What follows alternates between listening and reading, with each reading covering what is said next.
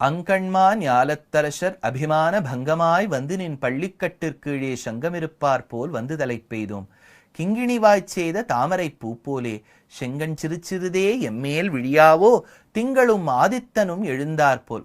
அங்கண் இரண்டும் கொண்டு எங்கள் மேல் நோக்குதியேல் எங்கள் மேல் சாபம் இழிந்தேலோர் எம்பாவாய். 22ஆம் பாசுரம். 21 தொடங்கி 25ஆம் பாசுரம் வரை கண்ணனை நேரடியாக புகழ்கின்றாள், பாடுகின்றாள், அனுபவிக்கின்றாள். அனுபவஜனிதமாக தமிழ் ஈரச்சொற்களால் பாசுரங்களை அளிக்கின்றாள்னு பார்த்தோம். அந்த 5 பாசுரங்கள் கிரமத்தில் 22வது பாசுரம் தான் நமக்கு 2வது பாசுரம். சொல்றா, அங்கண்மா ஞாலத்து அரசர். இந்த பரந்து விரிந்திருக்கக்கூடிய காடுகள், மலைகள், அருவிகள், நதிகள், கடல் என பல பல விதங்களோடு கூடியிருக்கக்கூடிய பரந்து விரிந்திருக்கக்கூடிய இந்த உலகம் அங்கண்மா ஞாலத்து, இந்த பூமியில் இருக்கக்கூடியது அரசர். அங்கு பல பல ராஜ்யங்கள் இருக்கு இல்லையா, மகதம்னு உண்டு, சேதி தேசம் சைத்தியம் உண்டு, அதே மாதிரி காஷ்மீரம் உண்டு, காந்தாரம் உண்டு, சோழம் உண்டு, பாண்டியம் உண்டு, சேரம் உண்டு, இந்த மாதிரி பல பல ராஜ்யங்கள் இருக்கு இல்லையா. அத்தனை ராஜ்யத்தை ஆளக்கூடிய ராஜாக்களும் அங்கண்மா ஞாலத்து அரசர் அபிமான பங்கமாய், ஆனா அத்தனை பேருக்கும் ஒரு கர்வம், ஒரு செருக்கு இருக்கு இல்லையா, அந்த செருக்கு அழியும்படி அபிமான பங்கமாய் அந்த வெக்கம் வரும் இல்லையா, அவ்வளவு கர்வப்பட்டவா, கர்வம் உடைந்து பொடி பொடியா போனவன்னு ஒரு வெக்கம் வரும் இல்லையா, வெக்கமா இருக்கும்போது எங்கேயாவது ஒளிஞ்சுக்க வேண்டாவோ, எங்க ஒளிஞ்சுக்கிறா, அங்கண்மாஞாலத்தரசர் அபிமான பங்கமாய் வந்து நின் பள்ளிக்கட்டு கீழே சங்கமிருப்பார் போல். கண்ணா, நீ படுத்து கொண்டிருக்கின்றாயே, அந்த படுக்கைக்கு கீழே வந்து அவ ஒளிஞ்சுக்கிறா. கிருஷ்ணருக்கு ஒண்ணுமே புரியல. இப்படிலாம் முன்னாடி நடந்திருக்கா? நடந்திருக்கு, வேற விதமா நடந்திருக்குன்னார். ஆண்டாள் எங்கேன்னு கேட்டார்.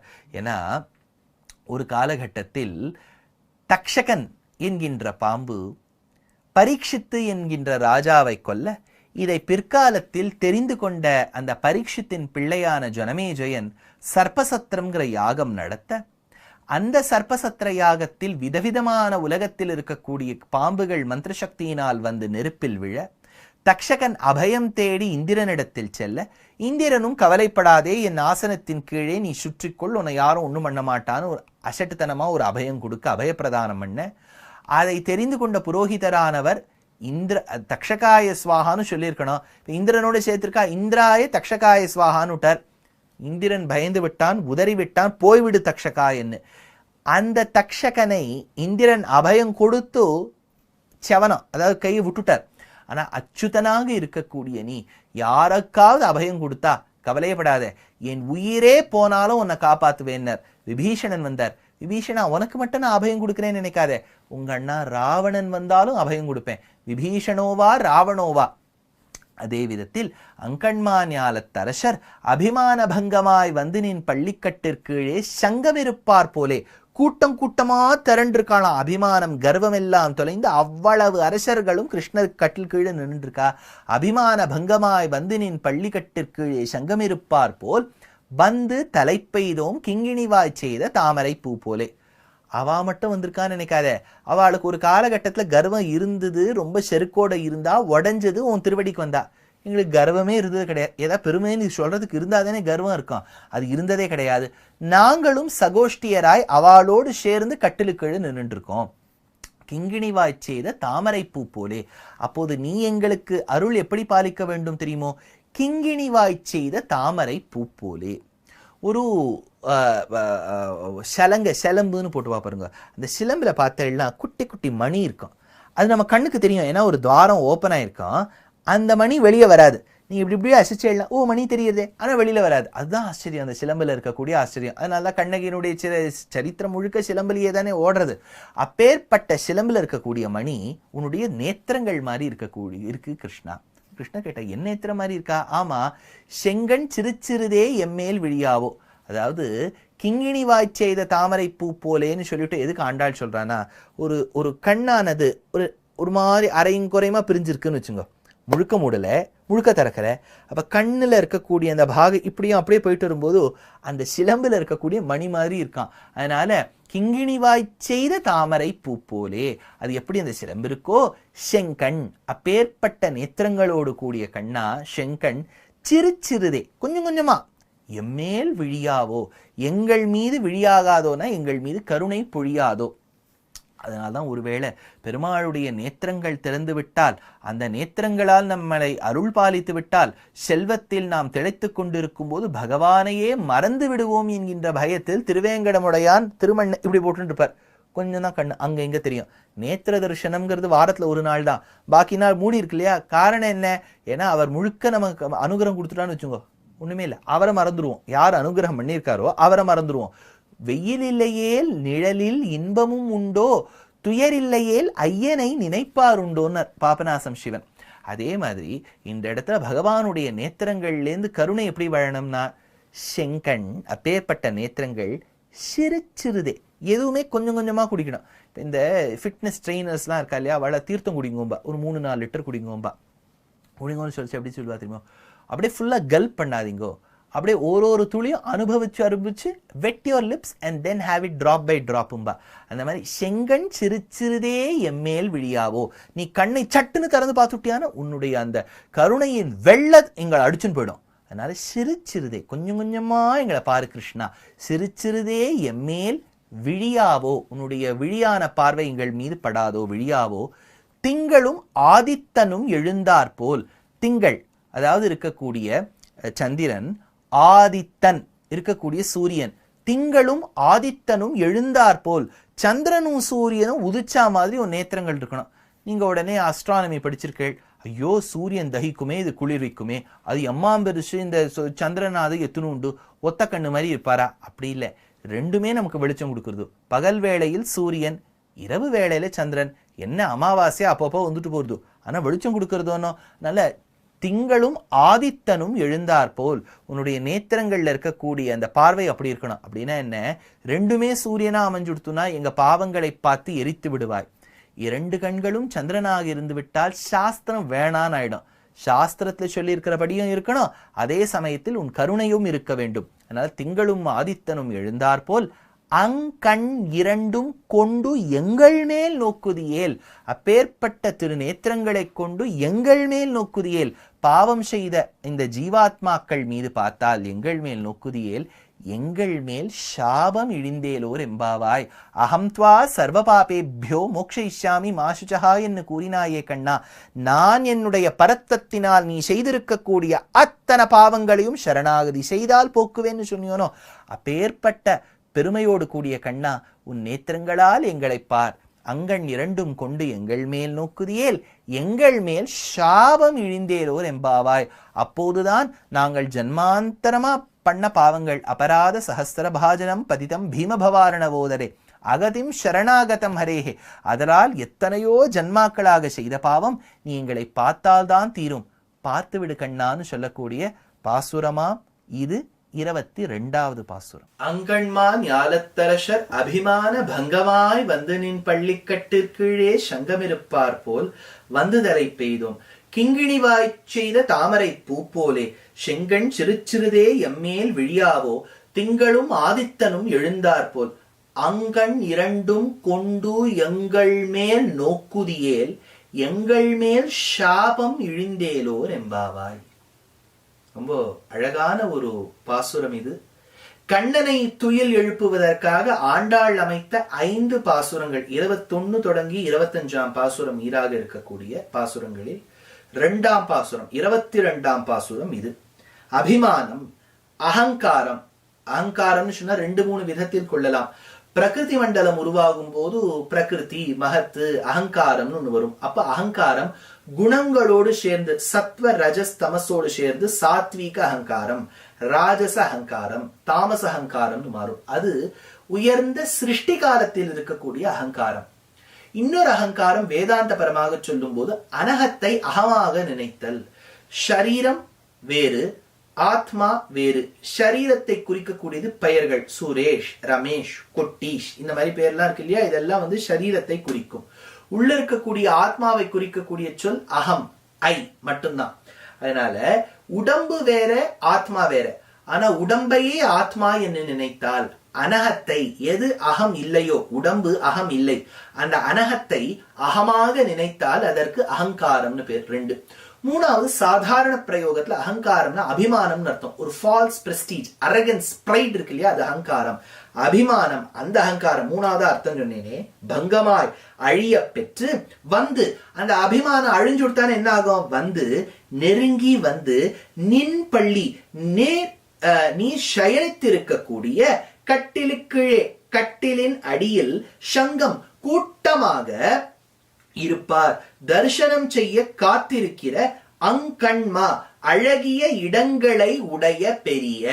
அப்பேற்பட்ட அங்கண்மா, பெரிய இந்த உலகத்தையே உடைய, ராஜ்யங்களை உடைய, பிராந்தியங்களை உடைய, நகரங்களை உடைய அங்கண்மா, ஞாலத்து பூமியில் இருக்கும் எல்லா ராஜாக்களையும் போலே வந்து தலை நின் பள்ளிக்கட்டிற்கீழே வந்து, உன் பள்ளிக்கட்டிற்கீழே வந்துட்டு பெய்தோம், நெருங்கி உள்ளோம். கிங்கிணி சலங்கையின் வாய் செய்த வாய் போன்ற வாயை செங்கண். அதாவது இதுக்கு லட்சணம் எப்படி சொல்லுவான்னா 2 விதம். ஒன்னு, பெருமாளுடைய பள்ளிக்கட்டிற்கீழே வந்து அபிமானம் தொலைஞ்சுடுத்து, பள்ளிக்கட்டிற்கீழே வந்த பிறகு அபிமானம் தொலைஞ்சுட்டு வந்திருக்கலாம், வந்துட்டு தொலைஞ்சிருக்கலாம். இதுக்கு என்ன திருஷ்டாந்தம் என்னன்னா, தக்ஷகன் என்னும் பாம்பு பரீட்சித்தை கொன்றுவிட்டான் என்கின்ற செய்தியை கேள்விப்பட்ட ஜனமேஜயன் என்கின்ற ராஜா பாம்புகளை அழிக்க வேண்டும் என்பதற்காக சர்ப்பசத்திரம்னு ஒரு யாகம் பண்ணான். சர்ப்பசத்திரத்தில் நாம் விழுந்துவிடக் கூடாதே என்பதற்காக தக்ஷகன் என்னும் பாம்பு இந்திரனான வசவன் கிட்ட போய் சரணம் புகுந்தது. அப்பா, என்னை ரட்சிக்க வேண்டும். அப்போது இந்திரன் சொன்னானாம், என்னுடைய ஆசனம் பள்ளிக்கட்டிற்கீழே நீ இருப்பாயாக. இன்னும் அகங்காரம் ஒழியல தக்ஷகனுக்கு. அப்போ இன்னும் மத்த பாம்பெல்லாம் அக்னிகுண்டத்துல விழுந்துடுத்தே வேதிக்கையில், ஏன் தக்ஷகன் மட்டும் விழவில்லை என்று ஞான திருஷ்டியில் பார்த்த அந்த யஜ்ஞத்தை செய்யக்கூடிய அந்தணர், ஐயோ அது இந்திரனின் சரணம் புகுந்து விட்டதே என்று சொல்ல, அந்த ஜனமேஜயன் தக்ஷகாய ஸ்வாகான்னு சொல்றேளே, தக்ஷகாய இந்திராய ஸ்வாகான்னு சொல்லிடுங்கோ, தக்ஷகனோடு இந்திரன் விழட்டும்னு சொன்ன போது இந்திரன் நினைத்தானாம், என்னால் இதற்கு அபயப்பிரதானம் பண்ண முடியும்னு. எப்போது அவனே விழத் தொடங்கி விட்டானோ தக்ஷகனை விட்டு விட்டான். அப்போது அகங்காரத்தினால் நான் உனக்கு அபயம் கொடுக்கிறேன்னு சொன்னான். நிலைமை மாறின பிறகு என்னாலேயே காப்பாத்திக்க முடியாதுன்னு சொல்லிட்டான். இது ஒரு விதம். கண்ணன் துவாரகையில் படுக்கையில் சயனித்துக் கொண்டிருக்க, பெருமானுக்கு இருவர்களும் சம்பந்திகளாக இருக்க, பெருமாளுடைய தங்கை சுபத்ராவை கல்யாணம் பண்ணிட்டு இருக்கான் அர்ஜுனன், பெருமாளுடைய பிள்ளை சாம்பன கல்யாணம் பண்ணிட்டு இருக்கா துரியோதனுடைய பெண்ணு லக்ஷ்மணா. அதனால ஒருவன் சம்பந்தி, இன்னொன்னு வீட்டு மாப்பிள்ளை, ரெண்டு பேருக்கும் உதவி செய்ய வேண்டும் என்று நினைத்தான் கண்ணன். உதவி பெறுவதற்காக அர்ஜுனன் வந்தான், துரியோதனன் வந்தான். கண்ணன் எங்கு தலை வைத்திருக்கின்றாரோ அந்த இடத்துல அர்ஜுனன் துரியோதனன் உட்கார்ந்துட்டான். பெருமாளுடைய திருவடி பக்கமாக அர்ஜுனன் உட்கார்ந்துனா. எழுந்து பார்த்து கிருஷ்ணர், அர்ஜுனா எப்போ வந்தேன்னு கேட்டா, துரியோதனுக்கும் நான் தான் முன்னாடி வந்தேன். அதுக்கு கிருஷ்ணர் சொன்னார், அபிமானம் உனக்கு இருக்கின்றபடியால் தான் தலைமாட்டில் இருந்தாய், அபிமான பங்கமாய் இவன் வந்தான், கால் மாட்டில் கிட்டே இருந்தான். ஆள வந்தார், இன்றளவும் சொல்லுவார்கள், ஆள வந்தார் ஸ்ரீரங்கத்தை பிரதட்சிணம் செய்யும் வளவிலே மேற்கு முகமாக வெஸ்டர்ன் காரிடார் போகும்போது கிடு கிடு கிடுன்னு ஓடிடுவர். இதே கிழக்கு பக்கமாக ஈஸ்டர்ன் காரிடார்ல வரும்போது வீட்டு வாசல் ஒரு வீடா மண்டகப்பட்டி கண்டருளி வருவர்.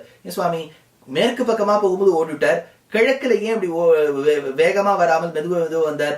ஏன்னா மேற்கு என்பது திருவடி ஸ்தானம் என்பது அர்ஜுன ஸ்தானம். பெருமாள் விரும்பி நம்மளை பார்ப்பார். தலைமாட்டில் அந்த பக்கம் இருக்கக்கூடிய ஸ்தானம், மேற்கு பக்க ஸ்தானமானது துரியோதன ஸ்தானம், அது நமக்கு வேண்டாம் என்பதற்காக பள்ளிக்கட்டு கீழே. அதனால தலை பெய்தோம் நாங்கள் அத்தானா பேரும் அகங்காரங்கள் தொலைந்துட்டு வந்திருக்கோம். கிங்கிணி, இப்ப பகவானுடைய சலங்கையின் ஒலியை சொல்றார். கிங்கிணி சலங்கையின் வாய் செய்த வாய் போன்ற வாயை. இந்த பரதநாட்டியம் சாஸ்திரத்தை பயிலக்கூடிய மாணவர்கள் ஒரு குருமுகத்தில் சென்று அவர்களிடத்தில் பிரார்த்தித்து கத்துக்கும் போது சலங்க பூஜைன்னு ஒண்ணு பண்ணுவா. அந்த சலங்கை என்ன, இப்ப நம்ம சுண்டக்கா மாதிரி இருக்கும், இப்படி இப்படி ஒரு ஸ்லிட்டு போட்டுட்டு உள்ள ஒரு மணி இருக்கும். அந்த மணி ஆடுறது தெரியும், சப்தம் காதுல விழும், ஆனா மணி கீழே விழாது. ஏன்னா அந்த ஸ்லிட்டுடைய அந்த அளவு எப்படி இருக்கும்னா அது வெளியில விழாத மாதிரி இருக்கும். அந்த மாதிரி பெருமாளுடைய நேத்திரங்கள் தூங்கிட்டு இருக்கு. இப்ப கொஞ்சம் திறக்கிறாருன்னா அதுக்கு நடுவுல இருக்கக்கூடிய மணியை போல் கண்ணு இப்படியும் அப்படியும் ஆடுறதாம்.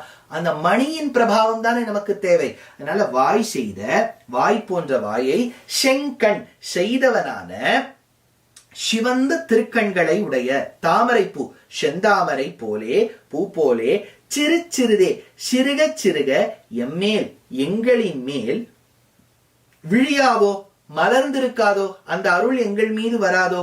திங்களும் எப்படி இருக்கக்கூடிய திருக்கண்கள் அது? திங்களும் சந்திரனும் ஆதித்யனும் சூரியனும் எழுந்தாற்போல் உதயம் செய்வது போல். ரெண்டு பேரும் ஒரே சமயத்துல உதவாளா? இல்ல. ஒரு கண் சூரியன் ஒரு கண் சந்திரன்னா ஒரு கண் இப்படி கண்ணை மூடின்னு இருப்பாரோ? இல்ல. நீங்க பகல்ல பார்க்கும்போது பெருமாளுடைய நேத்திரங்கள் சூரியனாய் இருக்கின்றபடியால் அது பிரகாசம் கொடுக்கின்றது. இரவில் குளிர்ச்சி வேண்டும் என்பதற்காக சந்திரனாய் பிரகாசிக்கின்றான் எம்பெருமான். அப்படின்னா சந்திர சூரிய உச்ச நேத்ரே, இரண்டு கண்களும் சந்திரனையும் சூரியனையும் ஒத்தது என்று தெரிகின்றதே. ஆதித்யனும் சூரியனும் எழுந்தாற்போல் உதயம் செய்கின்றார் போலே இருக்கும்.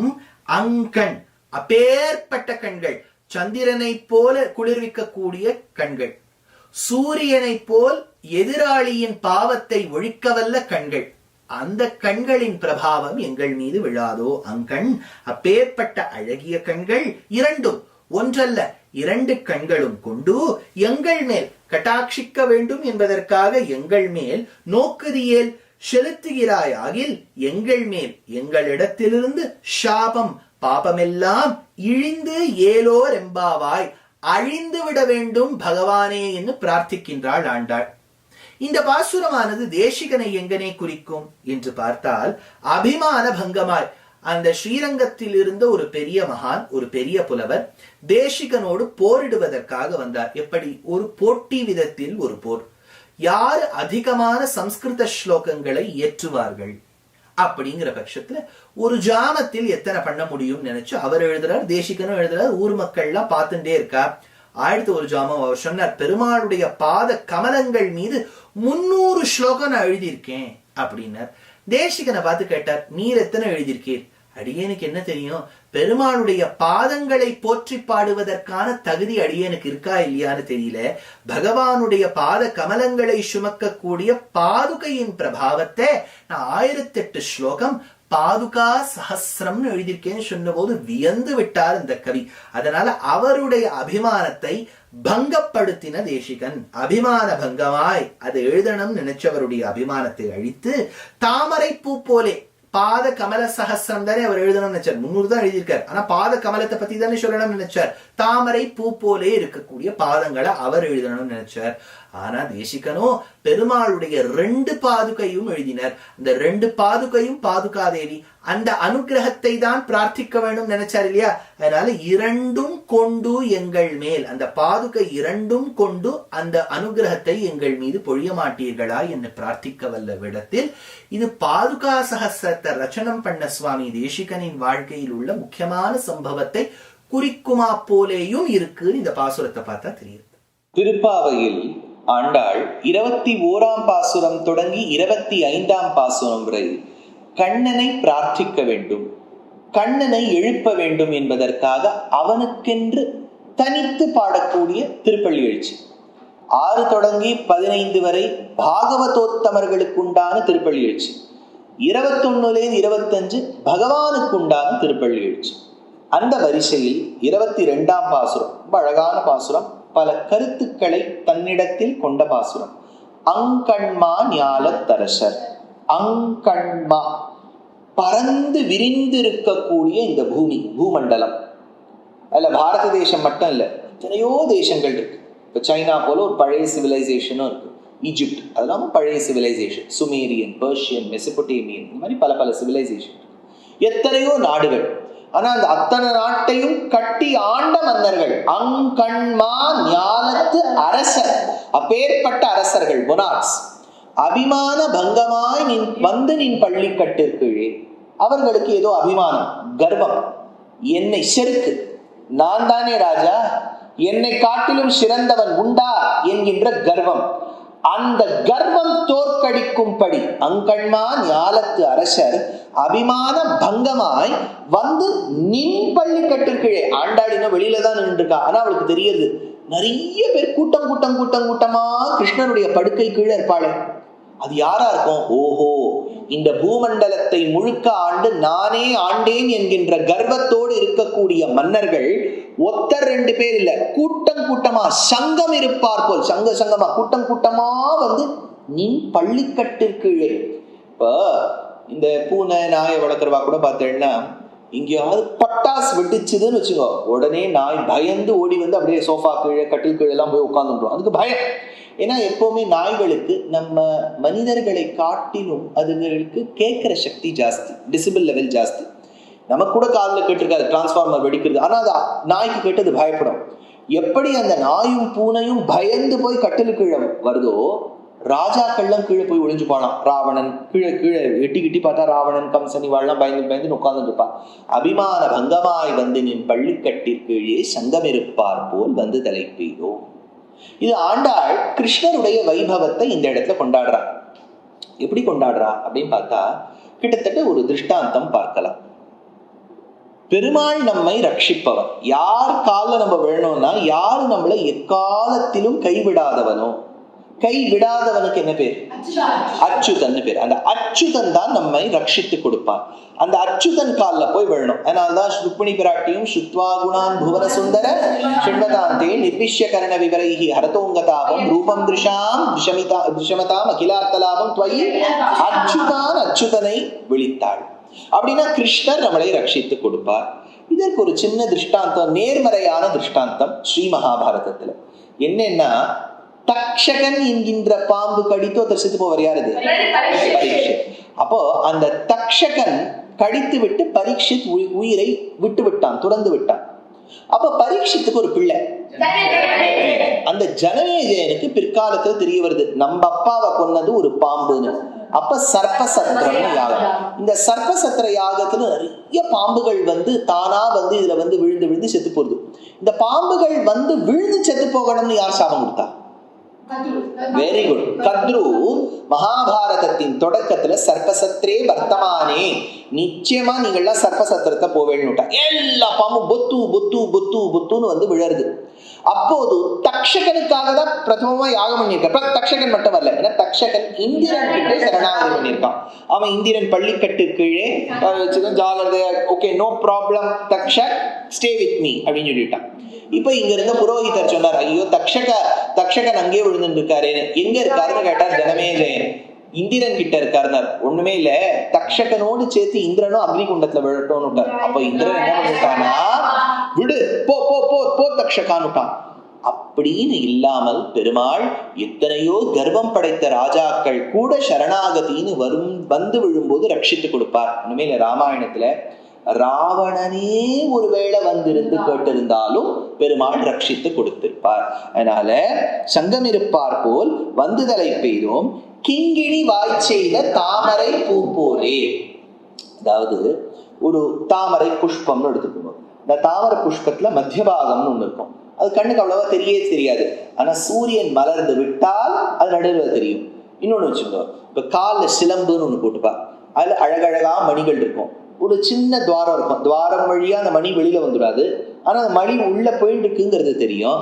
அதுல எப்படி அந்த மணி இப்படியும் அப்படியும் போயிட்டு இருக்கோ, பெருமாள் அப்படியே அந்த கண் வளர்வதற்கு பூர்வம், அப்படியே கண்ணை திறந்து பார்ப்பதற்கு பூர்வம் அழகா அந்த கண்ணு மணிமணியா சுத்தின்னு இருக்குமா. அதனால இங்க சொல்ற கிங்கிணி வாய் செய்த தாமரை பூ போலே, அந்த தாமரை இதழை ஒத்திருக்கக்கூடிய கண்கள் தாமரை பூ போலே, செங்கண் சிறு சிறிதே சிவந்து இருக்கக்கூடிய கண்கள், முழுக்க சிவந்திருக்குன்னு அப்படியே ரெட்டா இருக்கும் பாக்குறதுக்குன்னு இல்லை, ஓரத்துல எல்லாம் பார்த்தா சிவந்திருக்கும். கண்ணு எப்படி இருக்கணுமோ இருக்கும், ஓரத்தில் சிவந்திருக்கும். ஏன்னா ஹெல்தி, அவ்வளவுதான். நமக்கே பார்த்தா ஹெல்தியா இருக்கணும். அந்த செம்மை இருப்பதினால் கருணையும் இருக்குன்னு தெரியும். அதனால இந்த இடத்துல சொல்ற செங்கண் சிறு சிறிதே எம்மேல் விழியாவோ, அந்த பார்வை நீ திறந்து வேற யாரையும் பார்க்க கூடாது, என்ன பார்க்கணும். நான் தான் காஞ்சிபுரத்துல தேவப்பெருமாள் கார்த்தால எழுந்து தன்னை கட்டாட்சிக்க வேண்டும் என்பது தேசிகனுடைய எண்ணம். அனிபிருத பரிரம்பைஹி ஆஹிதாம் இந்திராயாக கனக வலய முத்ரா கண்டதேசே ததானஹ பணிபதி சயனீயா உத்திதஸ்துவம் பிரபாதே வரத சததம் அந்தர் மானசம் சந்நிதேயாக. விஷ்ணு நீ சொல்லு, காஞ்சிபுரத்துல வரதராஜ பெருமாளுடைய ஒய்ஃப், அங்க இருக்கக்கூடிய தாயாரோட பேர் என்ன? நீ போல ஏண்டா, இப்ப வைகுண்டத்து கூட நம்ம இது வரைக்கும் போனது கிடையாது, வைகுண்டம் இருக்கு தெரியாதா? நீ சொல்லு. ருத்ரன் தாயார் பேர் என்ன? பெருந்தேவி தாயார். அந்த பெருந்தேவி தாயாரை பெருந்தேவி தாயாரோடு இருக்கக்கூடிய எம்பெருமான் இப்ப நம்ம அம்மா கையில போய் படுத்துக்கிற மாதிரி அவ வளையல் ரேகை பெருமாள் கழுத்துல இருக்குமா. அதனால அடுத்த நாள் கார்த்தால தேசிகன் சொல்றாரு, அழகா அந்த வளையல் ரேகை இருக்கு. அனிபிருத பரிரம்பை ஆகிதாம் இந்திராயாக கனக வலய முத்ரா கண்டதேசே ததானஹ பணிபதி சயனீயா உத்திதஸ்துவம் பிரபாதே வரத சததமந்தர் மானசம் சந்நிதேயாக.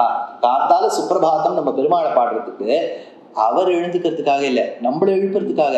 நம்ம எழுந்துட்டாதான் பெருமாளை பார்க்க முடியும். அவருக்கு உறக்கம்னு ஒண்ணு இருந்தால் தானே எப்ப பார்த்தாலும் கண்ணை திறந்து கொண்டு யோகம் செய்து கொண்டே உலகத்தை ரட்சித்துக் கொடுப்பார் எம்பெருமான். அதனால அப்பேற்பட்ட எம்பெருமான் நம்மை ரட்சிப்பதற்காக அவர் பார்வை இருக்க வேண்டும். அதனால சொல்றார் செங்கண் சிறு சிறிது. கார்த்தால எழுந்துக்கும் போது டாக்டர்ஸ் எல்லாம் என்ன சொல்றா தெரியுமோ, கரெக்ட் டைம்க்கு எழுந்துக்கணும், அப்படியே மெதுவா எழுந்துட்டு அப்படியே ஸ்மைல் பண்ணிட்டு மெல்ல எழுந்து அப்படியே கொஞ்சம் கொஞ்சமா எழுந்துக்கணும். டக்கு டபால் எழுந்து நம்மளுக்கு கீழே விழுந்து படி இதுல இருந்து என்ன ஒரே ஐயோ லேட் ஆயிடுதுன்னு விழுந்து அப்படி இல்லை, சிரிச்சிருது.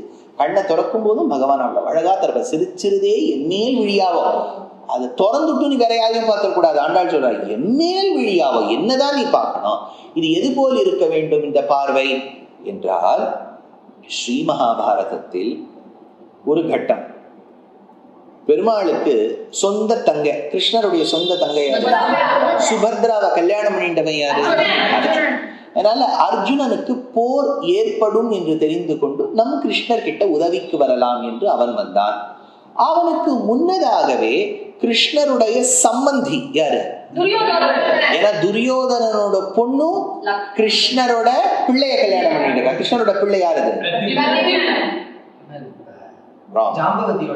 பிள்ளை. அதான் சாம்பன். சாம்பன் என்கின்றவன் அந்த துரியோதனன் பெண்ணை கல்யாணம் பண்ணிட்டு இருக்கா. சோ சம்பந்தி. ஸோ சம்பந்தியும் ஹெல்ப் கேட்க வந்திருக்கார். ஆத்து மாப்பிள்ள அர்ஜுனனும் ஹெல்ப் கேட்க வந்திருக்கார். முன்னாடி வந்தது துரியோதனன். தலைமாட்டு கிட்ட படுத்துனா உட்காந்துனா. இந்த இடத்துல அர்ஜுனனானவன் கால் கிட்ட உட்காந்துனா.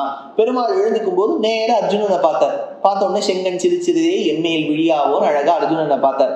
அர்ஜுனன் பார்த்தோன்னா hello Krishna, how are you doing, I am fine, அது இதெல்லாம் சொன்னோடனே வெதுக்குப்பா வந்திருக்கேன்னு கேட்டோடனே துரியோதனனுக்கு எள்ளும் கொள்ளும் வெடித்தது. நான் தானே முன்னே வந்தேன், என்னை நீ பார்க்க வேண்டாமா? வேண்டாப்பா, நீ முன்னாடி வந்துட்டேன்னா பின்னாடி போய் உட்கார்ந்துட்டு இருக்கே. முன்னாடி வந்தவன் முன்னாடியே உட்காரக்கூடாதா? முன்னாடி வந்தவனே பின்னாடி போய் உட்காரணும்னு கேட்டேன். இருவருக்கும் உதவினார். காரணம் என்னன்னா, செங்கன் சிரிச்சிருதே எம்மேல் விழியாவோ. கிருஷ்ணா, அன்னைக்கு துரியோதனன் அமர்ந்தது போல் நான் பின்னாடி எங்கேயும் போய் உட்காந்துக்கல, நான் முன்னாடியே உட்கார்ந்துட்டு இருக்கேன். செங்கன் சிரிச்சிருதே எம்மேல் விழியாவோ, திங்களும் ஆதித்தனும் எழுந்தார் போல். அது எப்படி இருக்கணும்னா, சந்திரனும் சூரியனும் உதித்தது போல் கண்கள் இருக்க வேண்டும். திங்களும் ஆதித்தனும் எழுந்தார் போல் அவ்வளவு அழகான நேத்திரங்கள், அங்கண் அழகான அந்த அம்சம் பொருந்திய சௌந்தரியத்தோடு ததும்பக்கூடிய அந்த கண்களால் அங்கண் இரண்டும் கொண்டு எங்கள் மேல் நோக்குதியே. நீ ஒரு கண்ணை மட்டும் மறைச்சிட்டு இன்னொரு கண்ணால பார்க்க கூடாது, அப்படி பார்க்க கூடாது. ரெண்டு கண்ணையும் கொண்டு அங்கண் இரண்டும் கொண்டு எங்கள் மேல் நோக்குதியே. எங்களை பார்க்க மாட்டியோ? அதுக்காக தானே நான் இவ்வளவு நாளா வந்துட்டு இருக்கேன். இவ்வளவு நாளா நாங்க வெண்பொங்கல் சாப்பிட்டதுக்கு காரணமே அதுதானே, நீ எங்களை பார்க்கணும்னு. அதனால அப்பேற்பட்ட பகவானே, அங்கண் இரண்டும் கொண்டு எங்கள் மேல் நோக்குதியே. நீ ஒருவேளை பார்த்துட்டியான எங்கள் மேல் சாபம். இந்த சாபம்னு சொல்லுவது எத்தனையோ ஜன்மாந்தரமா பண்ண சாபம் இல்லை, உன்னை பார்க்க முடியாத ஒரு தாபம் இருக்கு இல்லையா? இவ்வளவு நாளா உன்னை பார்க்க முடியலையே. பாகவதோஸ்தி ஸ்ரீகளும் எழுப்பியாச்சு, நப்பின்னைய கூட்டுன்னு வந்தாச்சு, எல்லாரையும் கூட்டுன்னு வந்தாச்சு. ஆனா ஒன்ன பார்க்கணும்னு ஆசை. அதனால அப்பேற்பட்ட சர்வலோகேஸ்வரா, எங்கள் மேல் சாபம் இழிந்து, எங்களுக்கு அந்த ஒரு தாபம் இருக்கு, உன்னை பார்க்க முடியலையேங்கிற தாபம், அந்த தாபத்தை போக்கி எங்களுக்கு நற்கதியை கொடு அப்படின்னு பிரார்த்திக்கக்கூடிய இந்த 22ஆம் பாசுரம் மேலே இன்னொரு பாசுரத்துக்கு நம்மை வழி நடத்தி செல்லும். ஆனா இந்த பாசுரத்துக்கு நாம் செல்ல வேண்டும் என்றால் காட்டுக்கு செல்ல வேண்டும். காட்டில் ஒரு குகையில் ஏதோ தூங்கிட்டு இருக்கு. அது என்னங்கிறத நாளை தினம் பார்ப்போம். அங்கண்மான் யாலத்தரசர் அபிமான பங்கமாய் வந்து நின் பள்ளிக்கட்டிற்கீழே சங்கமிருப்பார் போல் வந்து தலை பெய்தோம். கிங்கிணிவாய் செய்த தாமரை பூப்போலே செங்கண் சிறுச்சிறுதே எம்மேல் விழியாவோ. திங்களும் ஆதித்தனும் எழுந்தார் போல் அங்கண் இரண்டும் கொண்டு எங்கள் மேல் நோக்குதியேல். எங்கள் மேல் சாபம் இழிந்தேலோர் எம்பாவாய். This is a beautiful pasuram in the list of pasurams where Andal ends up waking Krishna up directly. So in this pasuram, she invokes all the valiant, valorous, powerful kings of the world. Ankanma Nyalattarasar, in this existing world, whoever are the kings who call themselves strong, who call themselves very, very valorous, Ankanma Nyalattarasar, Abhimana Bhangamai. But Krishna, when they approach you, it does so happen even the most valiant of the kings end up losing their abhimanam, their arrogance, and they come falling at your feet. Abhimana Bhangamai Vandanin Pallikattirkizhe Shangamirupar pol. For this they give a very, very contrasting example. So here Andal invokes the kings who are with extreme pride and arrogance, who lose all of it and come seeking Krishna's grace. On the other hand, it was Takshaka who knew that Janamejaya, that is Parikshit's son, had known that he was the cause of Parikshit's death and was performing Sarpasatra Yaga. Takshaka was supposed to fall into the fire, but he went and sought asylum at Indra's feet. And Indra said, "Do not worry, I am there to protect you, Takshaka." While all the other poisonous snakes of this world were falling into the fire of the Sarpasatra Yaga conducted by Janamejaya, the most wanted one being Takshaka was not falling. That is when the priest who was performing the yajna informed Janamejaya, the Karta, that Takshaka had sought asylum at Indra's feet and Indra was giving protection. So Janamejaya said, instead of saying Takshakaya Swaha, you just said Indraya Takshakaya Swaha. Let Indra also fall along with Takshaka into the fire. As he said, Indra's Simhasanam started moving.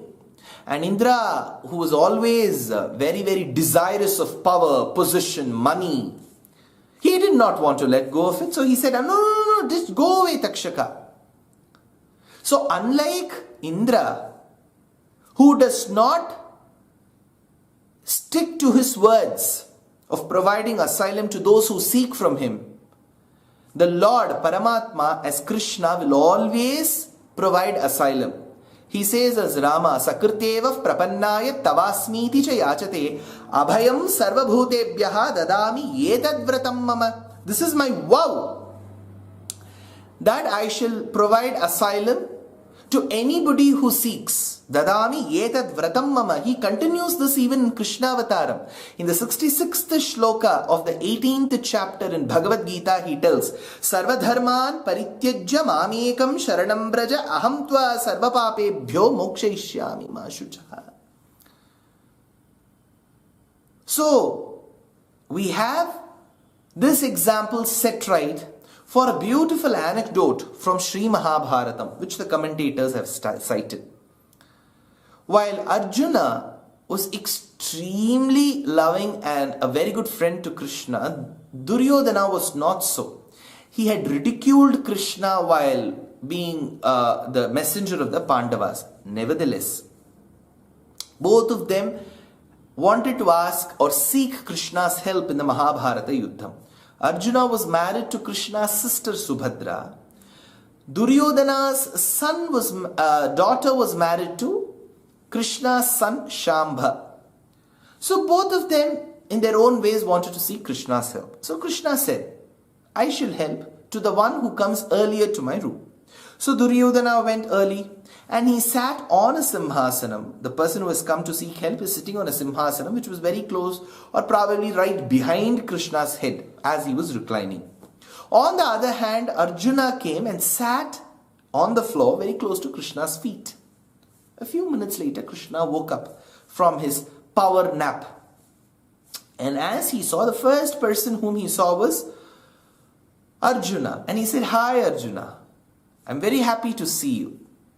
Duryodhana got really angry. He said, I had come first. But Krishna said, see, you have come seeking my help.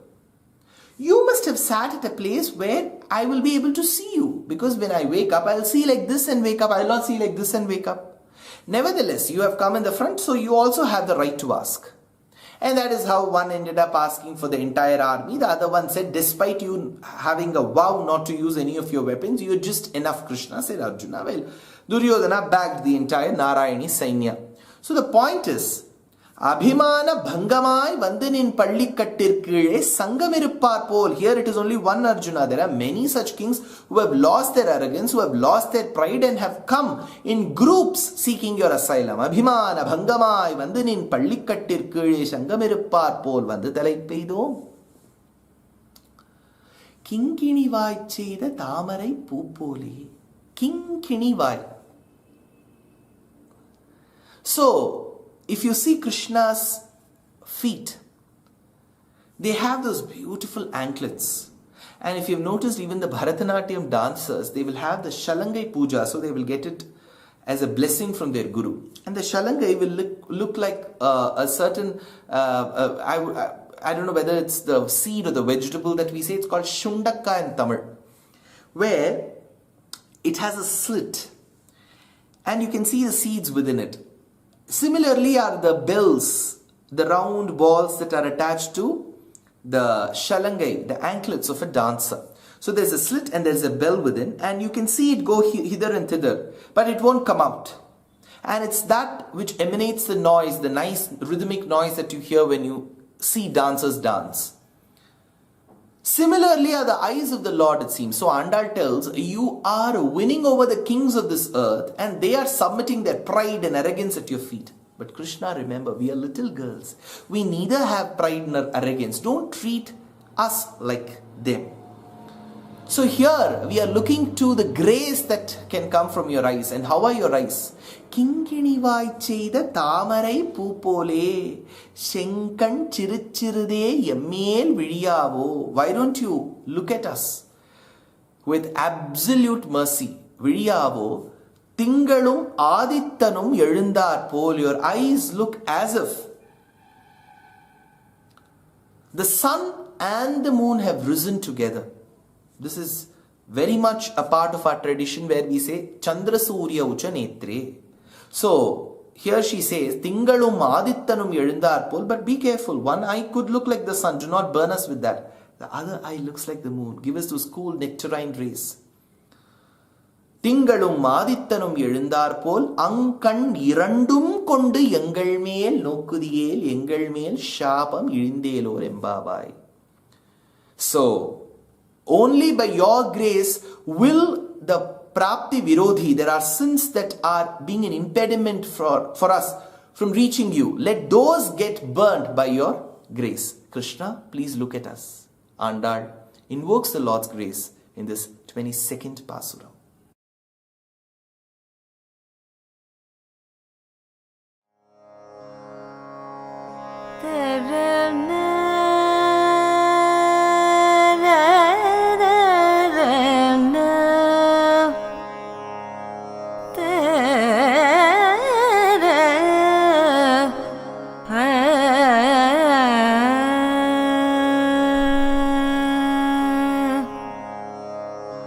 Ungal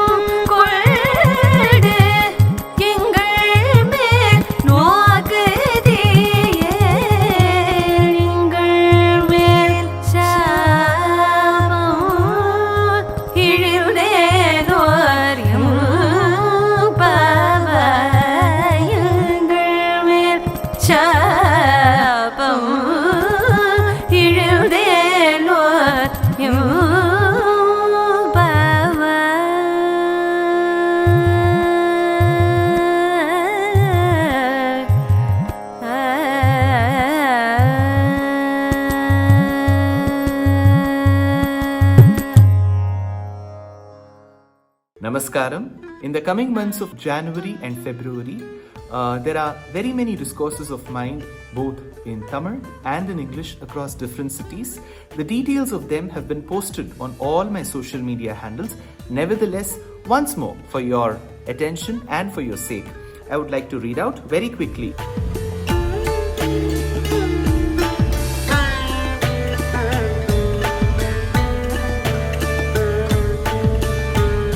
And on the 30th of December, tentatively I am to speak on the importance of Nutiyattu Divyadesham on the Vaikuntha Ekadashi Eve for PGP Auditorium in Singapore. On the 31st of December, it is for Tamil Isai Mandram in Georgetown. I will be speaking on Tiruppugadil Ramayanam.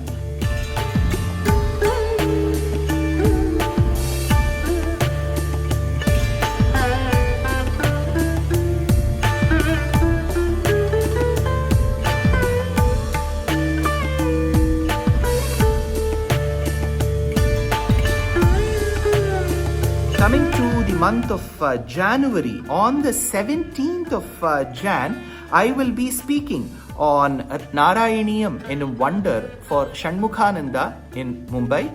On the 18th of December, it is our grand production called Agre Pashyami at the very same premises.